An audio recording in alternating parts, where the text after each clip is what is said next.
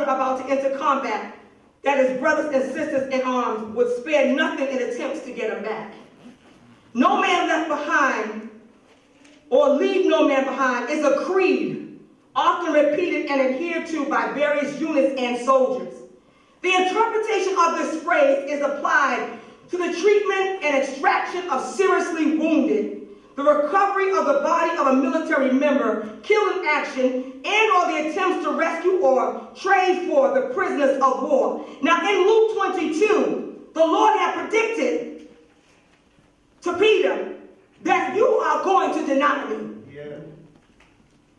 Peter was like, no, Lord. Simon, Simon, he said in verse 31, behold, Satan hath desired to have you, that he may sift you as wheat. But I have prayed for thee that thy faith fail not. And when thou art converted, strengthen thy brother. And he said unto him, Lord, I am ready to go with thee, both unto prison and to death. And I do believe that Peter was ready to do just that. He was that zealous.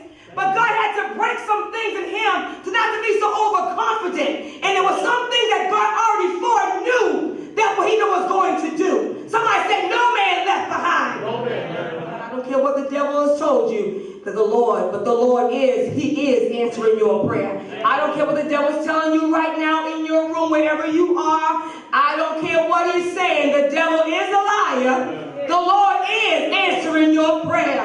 I don't care what it looks like. I don't care what it seems like. Say, Satan, you are a liar. I know God is answering my prayer. He is a prayer answering God. I praise God. I magnify God. It's way down in my soul. I don't care what you're facing. No money, more money. God is a prayer answering God. He is a prayer answering God. Somebody needs to hear this on this morning, that God is a prayer answering God.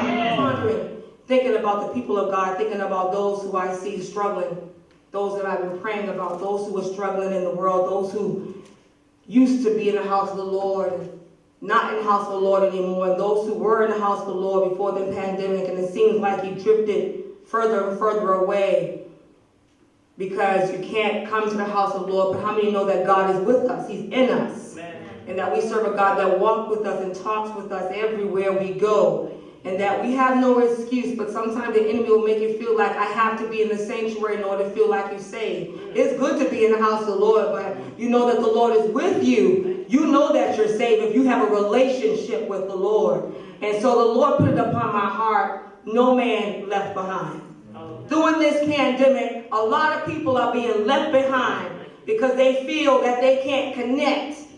They can't grab people or touch people. It feels awfully different not knowing that the saints of God and the people of God can't gather together. You can't gather with your loved ones. But don't you know that the Lord, the church, we are the church, and we can gravitate with each other through the Spirit, Amen. Through whatever means that God has given to us. Every church that stood on the solid rock for this situation, he knew that this pandemic was going to happen. He built you for this situation. He knew that this situation would happen, that we couldn't sit together in the house of the Lord, but he built you through your tests and trials, through the things, through the word of God that went forth for this situation. Before this pandemic happened, through our consecration, for those who are here, it said no weapon that is formed against us shall prosper. And every tongue that rises against us thou shalt condemn. And the word of God came again and said, no weapon that's formed against us shall prosper.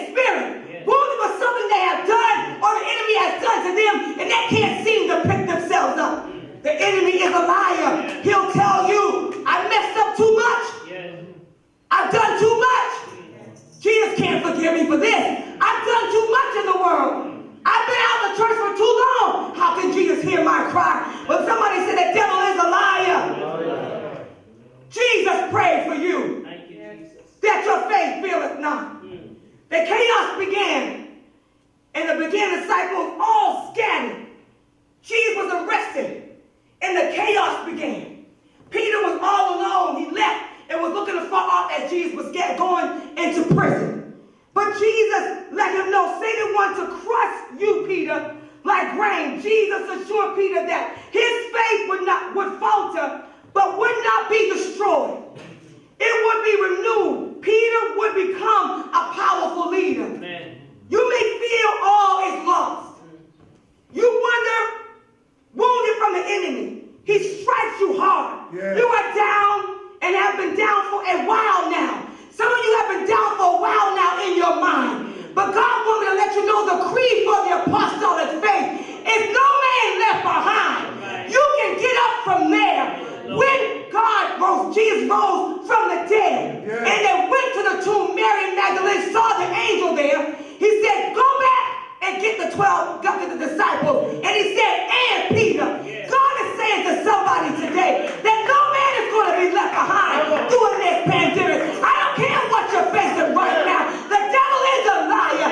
We're coming after your soul. We're coming after you in prayer. We're coming after you in fasting. Because I believe God, no man shall be left behind. Hallelujah. Thank you, Lord. Just as the Marines got this creed, Army, Navy, the Navy SEALs have this creed, and they believe it to the fullest, so much so that even when they go back to get the wounded, some are even killed going to get the wounded. Some are even injured trying to go get the wounded. But let me tell you one thing. We are covered under the blood of Jesus Christ. We don't have to worry about being killed or wounded by the enemy when we're going after our own. Somebody needs to go after their own today. You know who God's laid on your heart. And maybe even you that God is saying, you need to come back to me. God is not giving up on you. I don't care how much you weep. God already sees you. He already knows that when you're going to do drugs. He already knows what lifestyle he was going to live. But God said, go get her. The woman had the issue of blood. Breast didn't know what to do because she spent all.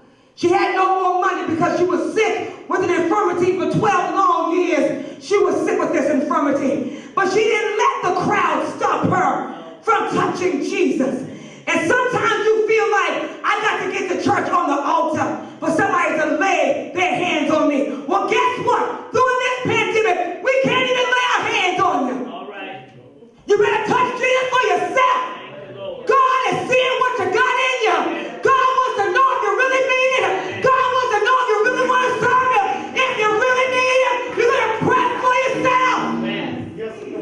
I don't know who's the Peter that's listening to me today, but God is calling you back. He doesn't care what you've done. He already knows what you was going to do. He already predicted what you was going to do. He already saw you go in that house. He already saw you buy those drugs. He already saw you swearing. He already saw you drinking. But Jesus is still calling you. But let me tell you something. In your spiritual walk, in your prayer life, you better know Jesus is passing by. He's passing by right now, right where you are. He's passing in your living room. He's passing in your car. He's passing by right now. And he knows if you touched him. Thank you, Lord. He knows if you're playing games. He knows if you're real. Thank you, Jesus. Thank you, Lord. When she touched the hem of his garment, she said, if I but only could touch the hem of his garment. And when she touched his garment, she was made whole immediately. Why? Because her faith said, if I can just touch Jesus, I know he's going to heal me. I know he's going to deliver me. And your faith got to be there that I cannot make it to the house of God. But my faith, right where I am, right where I kneel, if I can just touch Jesus, my faith is going to deliver me. My faith is going to set me free. It's not Bishop washing his hands. It's not evangelist washing his hands. It's not my hands. But it's Jesus and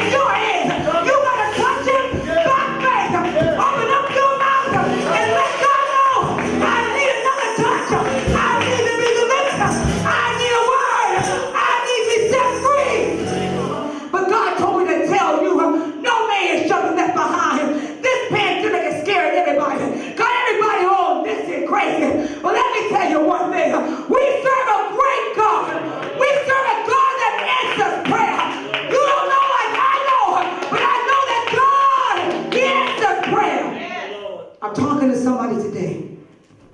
The devil is lying to you and saying that the people of God don't care or Jesus doesn't care. But the devil is a liar. He's just lying to you. He's making up stories. He wants you to believe that when you get on that Zoom call, I'm talking to you, that they don't recognize me, they didn't call me. The devil is a liar. He even goes to the Zoom. You hear me? He don't care what he goes through. He's going through everything. He wants to destroy us. But I'm telling you right now, I made a creed with the Lord. I said, no man shall be left behind. I'll take the wrong for the right. If you said I offended you, okay, I offended you. I'm sorry because I want you to make it. I need to make it. Jesus gave the parable of the lost sheep. The shepherd went after that one. He had 99, 100. He left that 99 to go get that one. Because Jesus cares about your soul. It doesn't matter what you've done under the sound of my voice. Somebody is struggling today. Somebody under the sound of my voice. And the Lord is telling me to tell you that no man left behind.